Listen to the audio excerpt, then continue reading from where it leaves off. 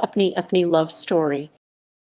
Apni Apni Love Story Urdu, PNY Law Sttri is a 2019 Pakistani romantic comedy television film aired on ARY Digital on 13 August 2019. It is directed by Kashif Saleem and written by Faiza Iftikhar under the banner of Film Factory.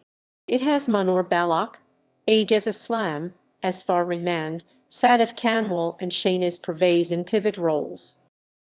Plot.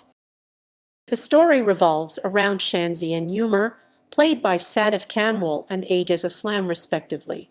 Shanzi is the niece of Umar, and she wants her uncle to get married. Umar loved Sidra, played by Mahnoor Baloch, in his youth, but both couldn't got married at that time. Fate brings them together after a hiatus of many years, and that's how an old love story began. Cast: Mahnoor Baloch as Sidra, Aijaz Aslam as Umar, Azfar Rehman as Samir, Sadaf Kanwal as Shanzi, Shehnaz Pervaiz as Samir's aunt, I.S. Samu as Rehan. References